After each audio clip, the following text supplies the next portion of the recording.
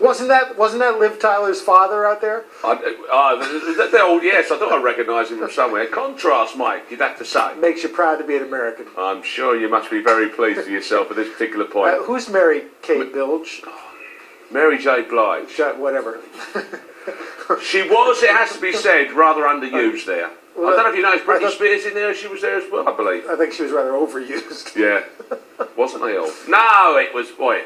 It's all downhill. It's all downhill since Ray Charles. And they'll now manage to dismantle the Millennium Dome in 5 minutes flat, and they'll be able to play second half of football. Well, I can tell you one thing: there were no people sitting at Stratford East Station waiting for their tickets. Exactly, that's true. Where do they get 40,000 screaming girls from in the middle of the Super Bowl? Anyway, no, it's all beyond me, because we can move on to another Super Bowl tradition now, which of course is the nominations for the Hall of Fame. It's done around this time, yeah? Yeah, and they announced the people who were elected to the Hall of Fame, not without some controversy. Marv Levy, who lost 4 Super Bowls, was in, but Bill Parcells, who won 2, didn't make it.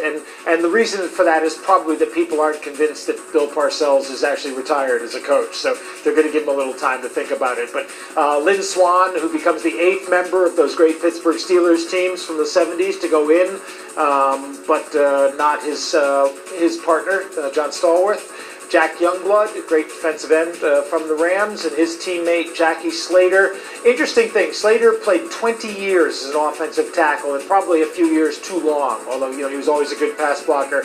But Slater went to the Pro Bowl 7 times in 20 years. Ron Yeri, who I thought was a great choice because he's been forgotten, sort of 7 times in 15 years. Youngblood went 7 times in 14 years. Mike Munchak, 12 years for the Houston Oilers, and went to 9 Pro Bowls. Tremendous run blocker, Mike Munchak. But nice to see 3 interior linemen going. And then Nick Buonaconti, who was the key to the no-name defense, that great Miami Dolphins team's another great choice, I think, because Nick Buonaconti was a guy who lacked a lot of the physical skills maybe of some of the great middle linebackers, but nobody played with more smarts or more heart. I mean, the one suggestion is about this is that it may feel a bit like afterthoughts because basically it's 5-year gap, isn't it, for a player to have retired, and a lot of these are 10 and 15. And the hard thing with football is that there's so many guys you can't quantify the way you could with, say, baseball or basketball statistically, because how do you get linemen in? So there is a bias toward people who play on championship teams because they get remembered, which is another reason why it's nice to see guys like Mike Munchak getting in there. Getting in there as well, that's good. Listen, Mike, it's the last show of the season, so we get one more chance to diss Rob Carlson, as I'd like to say. Rob, where would we be without you? Exactly. Rob, of course, as you may know, is the only man to have got the wrong answer to our competition. One person. And we had a response to our second competition, and it came from Miss Sue Parsons, who also comes from Ludlow, Shropshire. And as she says, as I am married to the only person in the UK who got the wrong answer to your last competition, I thought I'd have to save him any further embarrassment, and she got the answer right.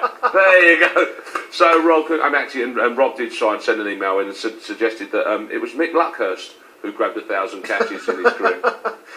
1,000 beers. He does give it a go though, Rob, doesn't he? Mm-hmm. Rob. Mick was doing the Super Bowl on radio. Excellent. Mick Luckhurst said about it. That's good to see. Nice to hear.